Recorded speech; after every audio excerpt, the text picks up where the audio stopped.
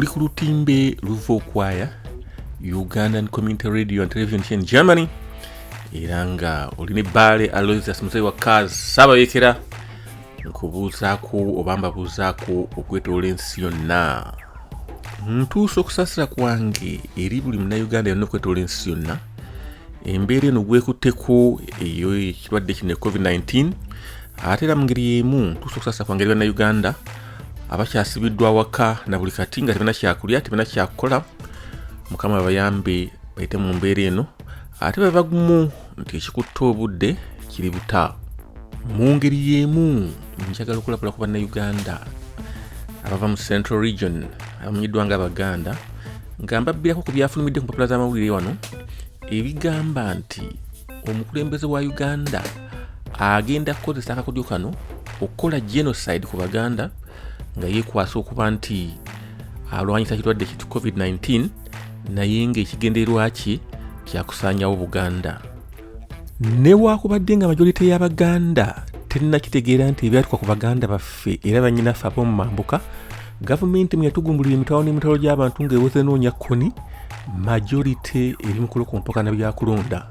So ngayo gavumenti eri mu kusaanyawo Buganda n'abavubuka baayo ng'etta, eyavuwaza, esengula, ewaŋŋangusa awamu n'okweddiza buli kalungi Buganda ke yalina. Mujjukire nti ebyo bwe byatuukira ku b'engulu teri Muganda yafaayo kunoonyereza wadde okirowoozaako nti olunaku lulituuka n'Abaganda ne bakwatibwako.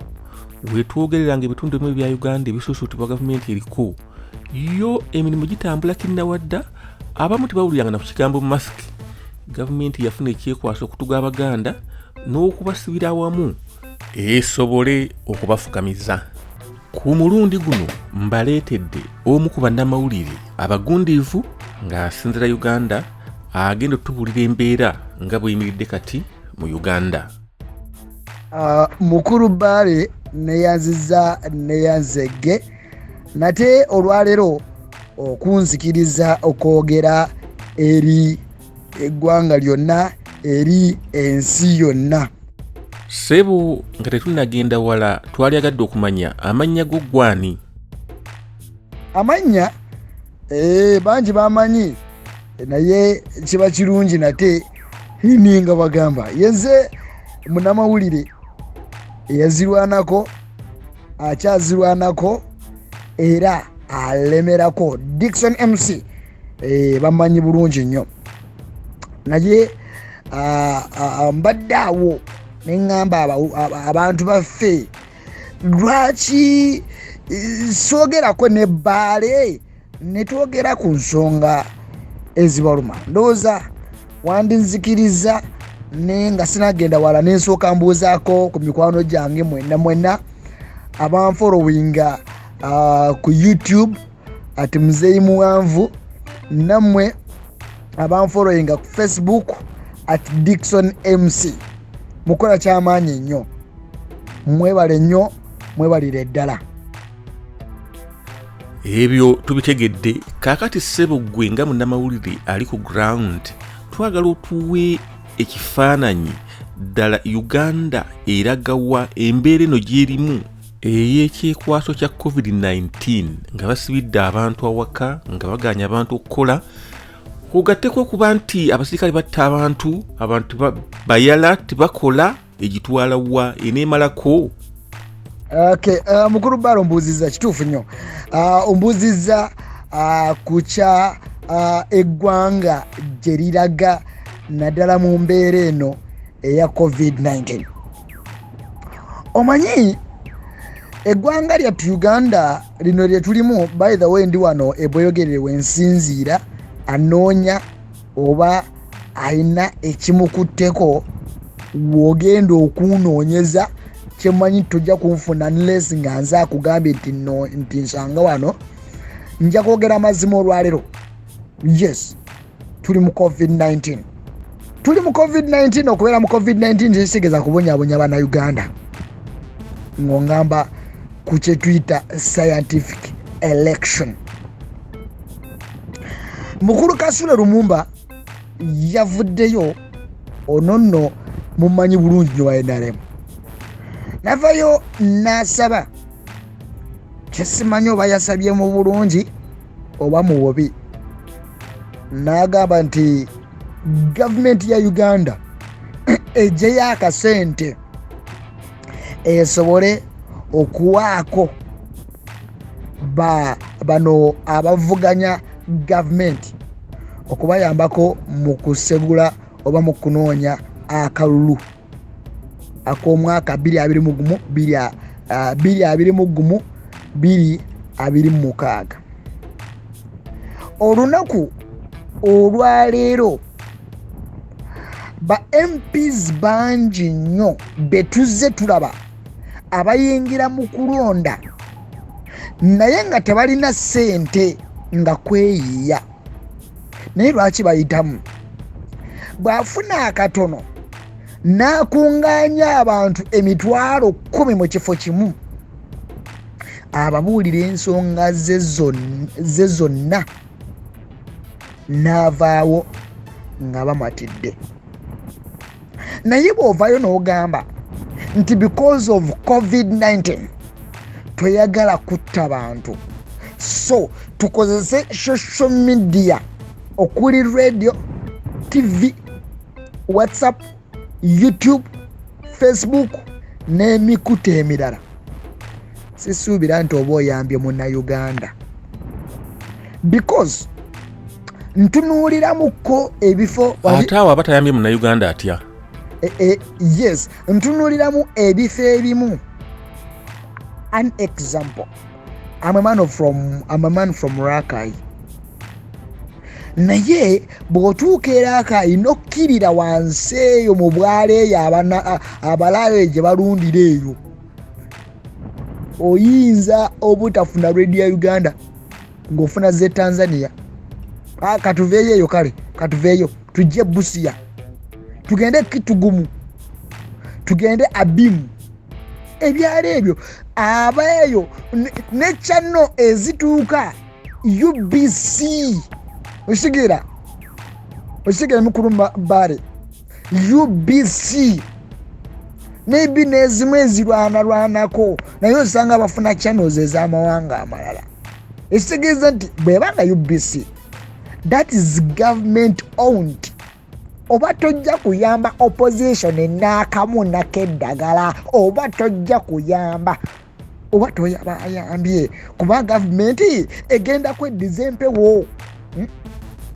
Mukulu Kasule Lumumba ekigambo kyewavudde eno yogera kankubuuzeeyo ekibuuzo, era n'abawuliriza bonna abali ku mukutu guno bagenda kukubuuza ebisinga ku ebyo. 1, abantu bano bogamba nti akasente ke mugenda okuba mubayamba buyambi oba mukikola nga mweyagalidde, lwaki tovaayo n'okyogera mu bulambuukufu bwakyo?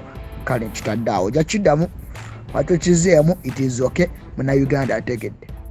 Njagala twogereko ku nsonga eyo, lwaki abantu batya nnyo okusaba akalulu nga bayita ku TV ne radios? Olowooza lwaki abantu tebakyagala, baagala nkuŋŋaana? Kiki ekivuddeko okuba nti tebaalyagadde kuyita ku radios na TV?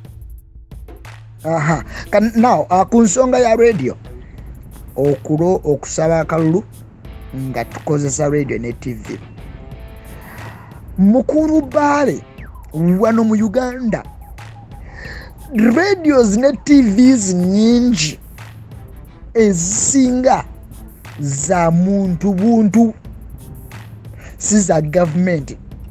Kitegeeza nti radio bwebanga yange Dickson nga gwe mukulu baale oyagala kwesimbawo ku bwa MP Nakawa, kiba kitegeeza nti ojja kukwata ssente onsasule, ate buli lw'oba ozze mu puroguramu oba olina okunsasula. Osigede kati MP agenda azija, olaba babasiba jono, tubalaba babasiba. Lwaki babasiba? Lwaki bagenda ne beesimbawo ne bateekamu ssente nnyingi, akalulu ne kabasuula? Naye because nti abantu baba balabye ekinene kyataddemu, bambi ne bamusonderako akasente n'asasula amabanja. But now who knows you?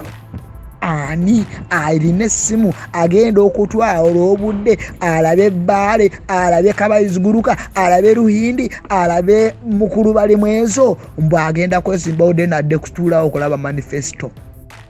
Gwe mu ngeri eyo tolinayo ssuubi mu scientific elections?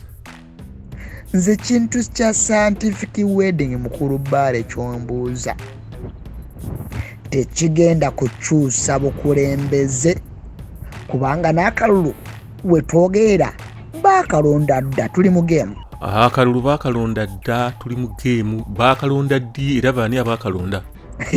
Kyembadde ngendako nyina mukwano gange atera nnyo okuŋŋamba nti Munyankole nti waakaleeba okalengedde bw'okona akalo bw'ofuna kali bw'ofuna akano katuli mu geemu eyo gye tuli mu kuzannya tuli awo unless nga waliwo option 2 nga waliwo option 2 tera nnyo okwagala omukulu ono w'Nakaseke Rutamaguzi Rutamaguzi yagamba ife ab'Nakaseke nze nganze Rutamaguzi ntaddeyo miliyoni babe nga basala miliyoni 2 ku akaunti yange bannayuganda kyemmanyi tebagenda kuyambibwa because gavumenti tebalowoozaako nze Rutamaguzi ezange nzitaddeyo eŋŋamba Rutamaguzi ataddeyo ezize pulezidenti agamba nti ku sente zaafuna omwezi bajjeko was it 50% miliyoni 3 zaafuna omwezi pulezidenti w'eggwanga naye bimeka byayingiza kyaladde awo ow'amatu awulira era n'ategeera n'ayawula n'amagye tugenda. Bo bannayuganda kati bagamba ki ku mbeera eriwo? Otyo eky'abantu kye boogera mbaddeko n'aba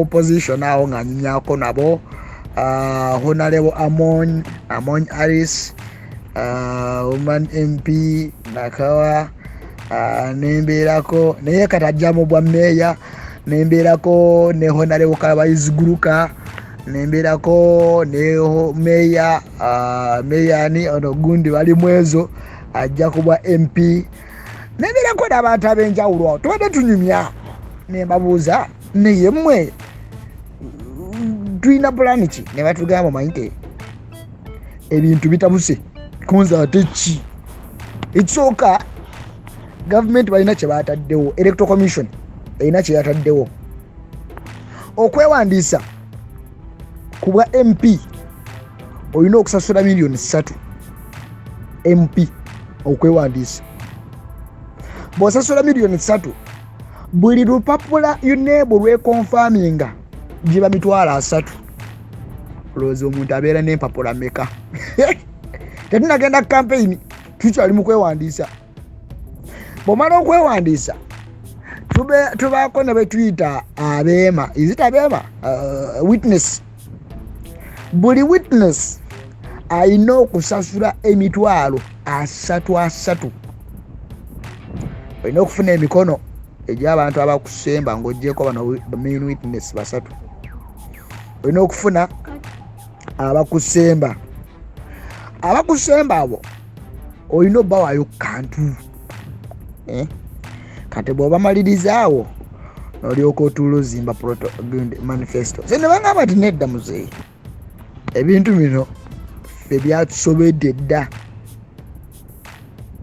tuliize bulinzi batunyigira mu kikonde twetaaga ddoboozi ngamba kale tujja kwogera nembuuzaako ekibuuzo nti naye obukulembeze bwaffe obw'eggwanga tulagawa ne bagamba bumpozi nga tufuna plan B otherwise musajja agenda tukalakata emyaka anti okuva nze katuva nazaalwa nasangako Museveni up to date ajja kufuga bw'awulira ng'akooye nga remote baagala kyusa kuteekako VJ Junior bateekeko musika naye asooka abavuge bw'anaatuuka naye eri agamba kati kondakita jangu gwa abaatuula. Kyogamba nti abantu essuubi libaweddemu bakkiriza bafugibwa obumbula paka lasiti. Mukulu Baale, eggwanga lyettu Uganda tulinga abali mu kibanda. Tulaba firimu. Bannayuganda balaba firimu. Kati bwe tuba tulaba firimu kiba kitegeeza nti waliwo omuntu gwe tulina okusasula. Oyo muntu tulina omuweereza ssente. Kati bwe tuba nga tulina omuweereza ssente then ekitegeeza alina okuba nga ye yakyusa ng'alina remote. Alina remote yakyusa. Bwagamba nti katandika butandisi ataddeko vijje jingo yasalawo n'agamba kati vijje jingo alangiridde bubi katukyuse kiteekeko vijje junior. Ekitegeede nti eyo rimu eyo TV yoweeri okubanga efugibwa n'abakulembeze baffe wano bwe kiri. Embeera ya COVID-19 eyisizza etya abantu awo omuggalo okubeera nga baggala, abantu tebakola, abantu tebatereka, abantu tebalina we basula, abantu babyeko ebibanja byabwe. Embeera eyo etuusizzaawa abantu, tubuulireko gwe ngali ku ground. Mukulu Baale, tubadde ekintu kya COVID tubadde tukonya emyezi 2 katuli mu gwa 3. Bannayuganda tebakola. Bannayuganda bakaaba. Jukira tuyinayo bano bamusore tusesu, tuyinayo bano nga bo bw'abanga takoze olunaku afa asula enjala. Asula enjala. Ejjo twalaba banneekolera jange baali ku luguudo. Gavumenti mutuyambe twagala kawunga. Kakawunga bakavaako katuli mu kugaba masiki. Munnayuganda azatunuulidde okulya. Munnayuganda gyatadeka amaaso. Abasomesa 98.5% they are crying because amasomero gaggalwa. Abasomesa batudde bakaaba. Tulinayo ge tuyita private ne government institutions. Amasomero ga government bo bagenda bakwatirayo kantu we nawulidde bamuweeyo kasente. Kati bano ababadde basomesa mu masomero aga bulijjo bagenda kulya ki? Kiteekaawo nkujjirira. N'oyimirira n'olemwa okugaba akawunga kubanga Wakiso nze ndi mu Wakiso buyugire, naye bajja ne batuwandiika wali ku makya ne bambuuza olina abaana bameka, ne bagamba ne mbabuuza omukyala konzi ne mbagamba buli kimu, ne bagamba kale tujja kujja. Ekyo kintu kinyiiza nnyo. Nali ndi ku mawulire nga ndaba ku Rico TV ne ndaba nga bagamba nti Wakiso nawo wawedde, ne ngamba wangi kati ate amannya ge bawandiika baali bawandiika gaaki ne bazijjako ne national ID yange ne bawandiika tugambe nti my God mpulira busungu Mr. Baale, mpulira busungu, mpulira nyiize. Oleka Munnayuganda atudde ali mu kukaaba. Kati jo nawulidde baguddewo Mutaasa Kafeero ne Parkview bwe bali mugezesa basooke balabe oba akeedi bwe zinaagulwawo abantu banaabeera safe. Katemba yennyini gye tulimu. N'oggulawo taxi yennyini etwala abantu batugambye abantu 9. Bwe babanga abantu 9 n'oleka ekkanisa abantu bafukamira ne basinza omutonzi n'abayamba, n'oggulawo taxi nga mu taxi kati mutambuliramu abantu 14, 15, 16 tebambadde masiki ebitundu ebimu. Owaayi okakasa abantu batambulira mu taxi nga tebambadde masiki? Nze ndi munnamawulire byenjogera neekakasa. Ntambula neekakasa, ntambula ne kamera yange nkapchalinga. Abantu tebambala masiki. bali mu taxi naye nogalawo amasinzizo nogamba tubireke nogalawo akedi zina omulyango osobola okuteekako ekidomola oginde kataapu ku mulyango nogamba buli ayingira anaabe engalo noteeka abasirikale buli ayingira ne masiki buli mulyango gwa akedi munda noba nti wataddewo akaguwa omuntu alina limiti naye ekyo kyabalemye okulowooza kyaganye bwe tutayogere tugenda kufiira mu nju ejjo America mwabalabye bikolokosa ne bajja ku street ne bakwata emundu buli omu n'emundu ye nibikolokosa katsawe no bali bweru bakola byabwe donte bafudde nnyo kitalo nnyo naye bali mu kukola embeera yeeri etya kubanga ag'omuliraanwa awo nga Tanzania etali lockdown obulwadde bubayitiriza butyeyo Magufuli yagamba kituufu nkebedde n'amapaapaali anti yagenda n'aleeta abazungu kukebera ne bakebera n'amapaapaali n'embizi na buli kimu kyonna nga birina korona agasigenda kuggalawo Uganda yebeggalawo ffe ne tuggalawo naye ate onoggalawo ate n'oleka emmoroka eziva mu mawanga ago ne zireeta ebintu nziziyitamu abantu ne batandika okusemberera ab'emmotoka batuuka n'apaakinga ne munyumyamba ogamba otya mwana obuzeeko noleka emmotoka ne biyitamu noleka ennyonyi neereeta emigugu neiteeka ku kisaawe so ndaba unseriousness wabula advisor awa amagezi gavumenti bw'abanga alina amagezi ku 100 alinako 1.5 alinako 1.5 baloli Germany nadde njogerako nawe nogamba kozi wagambe Germany muli mutya Germany babatutte era ffe tukola emirimu gyaffe nga bulijjo so bwe mbanga muli out muli bweru Germany mukola Uganda tulindamu kati season 4 kati gino emyezi 3 gigenze nawadde mbulirawo ng'agamba bajukulu kyagala abaana bange kufa abaana babeere waka mpozi tutambuje n'akalulu tukongezeeyo mpaka 2021 my god abazukulu tebafa abazadde bakutte sente bazisasudde abaana badde bakasomako weekends 2 abazadde abamu basasulirawo school fees tebagala mmanya bw'olinda omwana akomewo ani musomesa oba headmaster ki oba director ki agenda okukwata sente kubanga wasasula terms 2 mbukale jangu otandika okole olaba abazadde abamu bagenda okulemererwa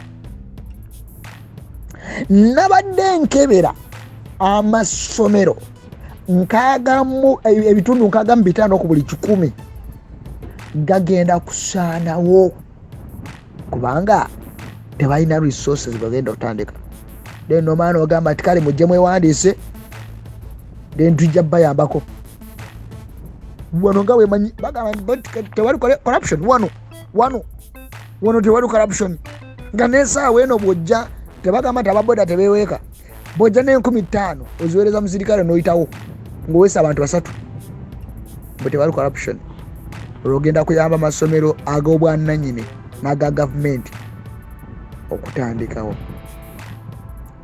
In our statistics kitulaga nti bannayuganda abali mu kibuga e Kampala ebitundu 75 ku 100 bagenda kudda mu byalo kubanga emirimu tegiriiwo ni kapo nowhere zina resuminga era zigenda banga badde kozesa abakozi 30 ejja kozesa 15 abagenda mu kyalo.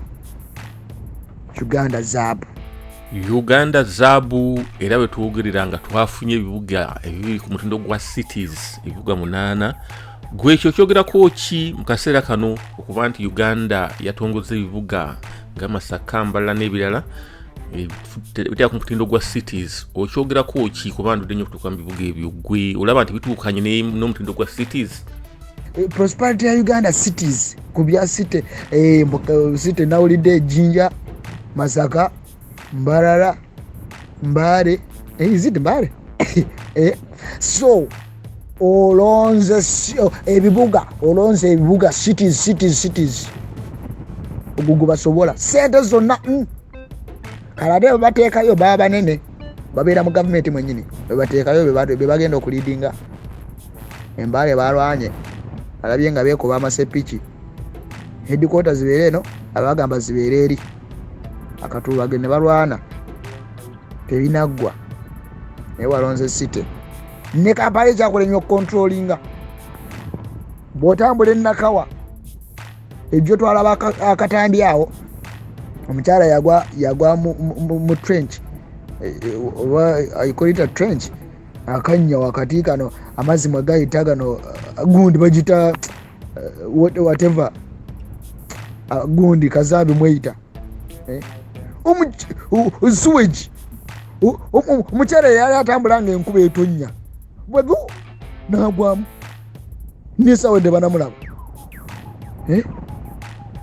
amakubo gabalemye okukola enkuba bwetonnya ekibuga kijula ekibuga kijula gabalemye okukola naye okyatondawo ebibuga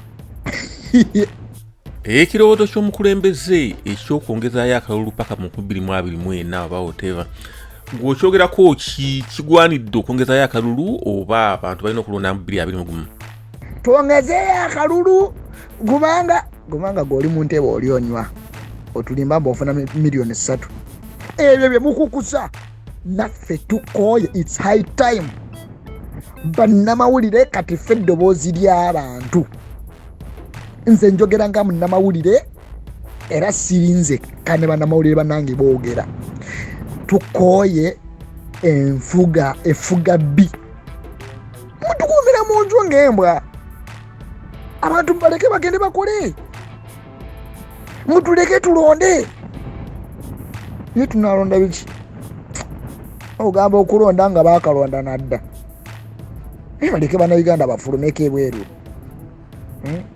ejjo nalabye bambi bali mu kaaba omukyala ng'ali kukuba akaaba mpaayo 5 omwana wange yasuze enjala banange ngenda kulya ebikoola bya muwogo ngamba bambi anti pulezidenti wamwe omwalonda bambi mugume tugume munaaguma kutuuka ddi ebintu ebituuse ebintu byagala mu plan B munaaguma kutuuka ddi kale abazirwanako wemuli ate tukyazirwana baale nawe wazirwanako ate gwe wangambe toli muweekera nti mpaka nga kiwedde mujje eno mujje tulwane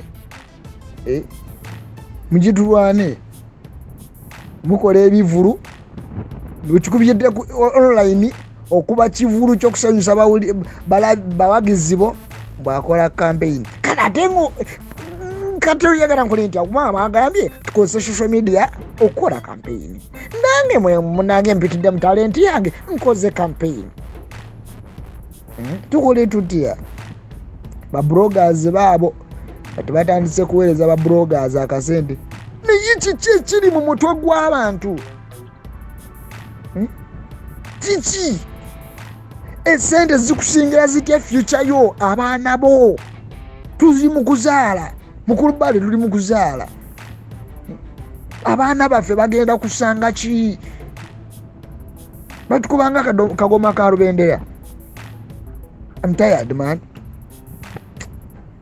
ngapulira nkoye mbutuufu kati nga tumaliriza kalowoozo ki kewalagadde okulekera bannayuganda abali ku ground ne bannayuganda abali ebweru abakuwuliriza kalowoozo ki kewali bawadde obasuubi kiri oyagadde basigale nalyo kulubale ngenda maliriza bwenti nansibula abawuliriza mwenna abali ku mukutu abalaba abafollowinga Baale yazirwanako akyazirwanako mbawa advice waliwo akagambo kenjagala tuteeke mu quotation mark kateeke mu quotation oba kateekako bracket oba kateeka mu kala gyoyagala oba red kyoyagala kyonna twebereremu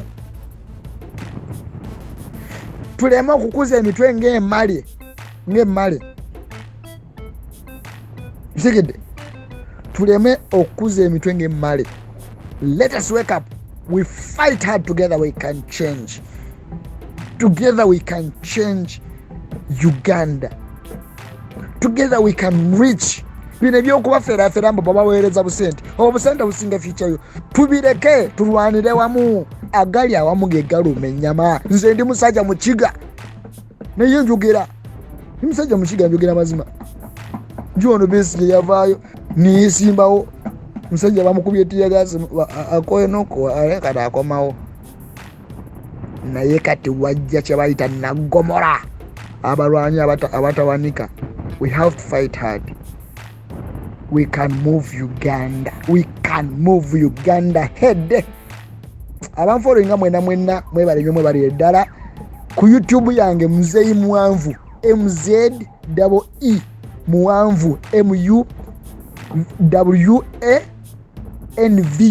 Muzeeyi Muwanvu Record TV sekweka mwebale nnyo okunfollowinga mwebale nnyo okwagala show mwebale nnyo okufollowinga omukulu ono bale tugenda kumalako bale nzikiriza nkusibulira wano nkwagaliza akawungeza akalungi oba olunaku olulungi Omukama Katonda akukuume n'ababeeyo naye bw'oba osaba sabira Uganda embeera ya COVID-19 etutwala. Musule bulungi era musibe bulungi mweraba. Program yo erwairo luno bwetuwerabise mbadde Bale Aloysius Muzeeyi wa Kaz kusibula nga nsinza mu Munich.